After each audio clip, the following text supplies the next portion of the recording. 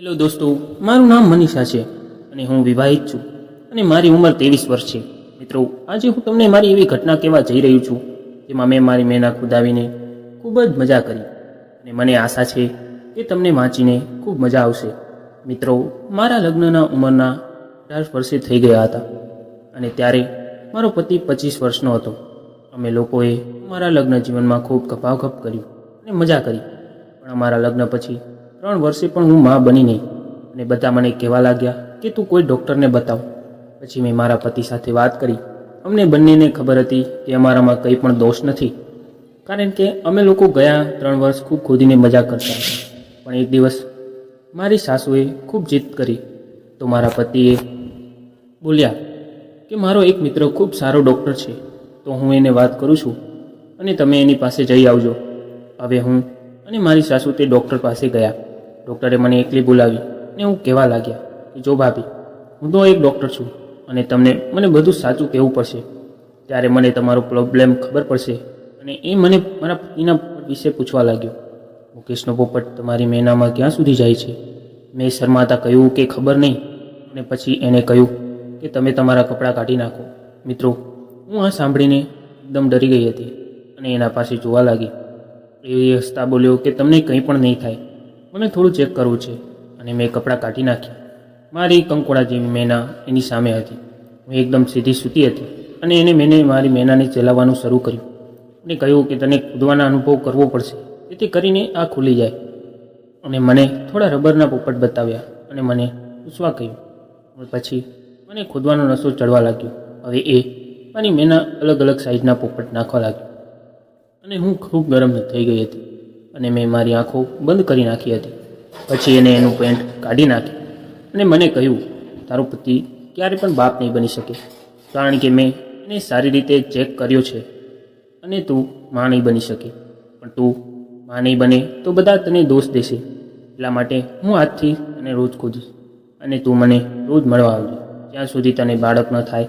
મેં એની વાત સાંભળીને એને ના કહી નાખ્યું અને હું ત્યાંથી ઉઠીને ચાલી ગઈ.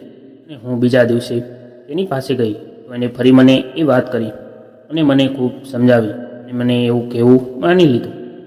પછી મેં એનું પોપટ પેન્ટથી બહાર કાઢ્યું અને એ જોઈને હું દંગ રહી ગઈ, કારણ કે એનું પોપટ ખૂબ મોટો હતો અને મુકેશ કરતાં 2 ગણો લાંબો અને જાડો હતો. અને પછી એને મને ખોદવાની ચાલુ કરી તો મને મારી પહેલી રાત જેવી તકલીફ થવા લાગી અને મારા મેના માટે ખૂબ લોહી વહી ગયું. એનો પોપટ મારી મેનામાં જતા વેત મને ખૂબ દુખવા લાગ્યું.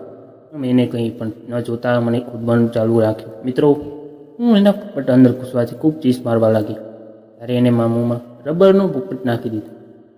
જોર જોરથી ધક્કા મારીને મને તોડવા લાગ્યો અને દરેક ધક્કામાં હું અંદરથી બહાર સુધી હલી જતી હતી અને મારી મેનામાં એક ગજબ તકલીફ થતી હતી. એને મારે જોર જોરથી 25 મિનિટ ખોદી. પછી મને એની મેનામાં બધું પાણી કાઢી નાખ્યું અને પછી હું ઘરે આવી અને રાતે મારા પતિએ પણ મારી ખોદા કરી. એનો પોપટ મારી મેનામાં એટલું આરામથી જઈ રહ્યો હતો કે એને મને ગાળો બોલવાનું ચાલુ કરી નાખ્યું અને કહ્યું કે તું ક્યાંકથી ખોદાવીને આવી છો કે શું? તો મેં કહ્યું કે નહીં, ડૉક્ટરે મારી મેનામાં રબરનો પોપટ નાખીને ચેક કર્યું હતું, એટલે તમને એમ લાગતું હશે કે પછી એ મારી વાત માની ગયા અને એ રાત્રે ખૂબ જ ખોદાઈ કરી. અને પછી હું રોજ ચેકિંગનું બહાનું કરીને ડૉક્ટર પાસે ખોદાવા જવા લાગી.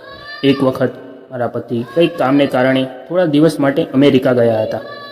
એક રાતે હું રૂમમાં ગઈ અને મને લાગ્યું કે ત્યાં અંધારામાં કોઈક છે અને હું ડરી ગઈ. પછી મેં જોયું કે મારા બેડ પર મારો પતિ બેઠો હતો. તો મેં પૂછ્યું કે તમે ક્યારે આવ્યા? તો એ કંઈ ન બોલ્યા. એ મને પીક કરવા લાગ્યો અને પછી મને કંકોડા જેવી કરી નાખી અને એ પણ કંકોડા જેવા થઈ ગયા. પછી એને જલ્દી મારી ખોદાઈ ચાલુ કરી. ખોદતા મને મહેસૂસ થયું એનો પોપટ મારી અંદર સુધી જઈ રહ્યો હતો, પણ મેં કંઈ કહ્યું નહીં અને મને લાગ્યું કે ડૉક્ટર પાસે ખોદાઈને મારી મેના એકદમ ખુલી ગઈ છે એટલે તેમનો પોપટ મારી મેનાની દિવાલમાં લાગી રહ્યો હતો. પણ પછી થોડી વાર ખોદીને એને બીજી વાર ખોદીને પાણી મારા મેળું પીડ્યું તો હું સમજી ગઈ કે આ મારો પતિ નથી. પણ મને હવે ખૂબ મજા આવતી હતી એટલે હું કંઈ ન બોલી અને પછી થોડી વારમાં એને મારી મેનામાં પાણી કાઢી નાખ્યું. પછી મેં પૂછ્યું કે કોણ છે તું? તો એણે મારા ઉપર રાખી દીધા અને મારી મેનામાં એમનો પોપટ નાખીને મને ફરી એકવાર ખોદવા લાગ્યો. પછી ત્રીજી વાર મેં મારી મેનામાં ગરમ પાણી છોડ્યું તો મેં કહ્યું તું જે કોઈ પણ હોય અને ખૂબ જ જોરથી ખોલ, આ જોરથી ધક્કો માર, મને ખૂબ મજા આવે છે. મારા મેનાને આવો જ પોપટ જોઈતો હતો. પછી મેં મારી ગોડ એની હું જ્યારે સવારે ઉઠી તો જોયું કે મારો દેર મારી બાહોમાં હતો અને એનો પોપટ મારી મેનામાં હતો. મેં એમનો પોપટ બહાર કાઢ્યો તો ખૂબ પાણી બહાર પડી ગયું. પછી હું ઉઠીને બાથરૂમમાં ભાગી અને મારી મેના સાફ કરવા લાગી તો એ પણ પાછળ બાથરૂમમાં આવી ગયો અને એને પાણી નીચે ઊભા રહીને એ વાર ખોલી. પછી એમણે નાહીને બહાર આવ્યા તો ત્યારે મારા સસરાએ અમને જોઈ લીધા અને એને મારા દેરને ખૂબ જોરથી સંભળાવ્યું અને એને ઓફિસ મોકલી નાખ્યો. પછી બપોરે જમીને હું જ્યારે સૂવા માટે મારા બેડરૂમમાં ગઈ તો મેં જોયું કે મારા સસરા પહેલેથી ત્યાં કુકડા જેવા થઈને ઊભા હતા અને મેં જોયું એના પોપટ નમતા વાળ સફેદ થઈ ગયા હતા.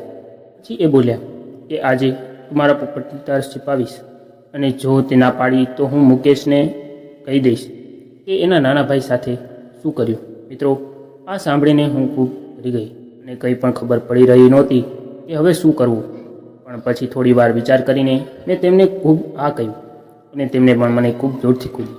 એક બુઢો એક વારમાં થાકી ગયો. તો આવી રીતે હું રોજ પતિ સાથે ખોદતી અને દિવસે મોકો મળે તો મારા સસરા અને ખોદતા અને મહિનામાં 2 વાર હું ચેકઅપનું બહાનું કરી ડૉક્ટર પાસે જઈને ખોદાવી લે. પછી જ્યારે મારા પતિ ઘરે ના હોય ત્યારે મારું દેર ને ખોદતું. મિત્રો, આજે મારા 3 છોકરા છે, 2 બાબા અને 1 બેબી. પણ મને હજુ ખબર નથી કે કોણ કોના છે.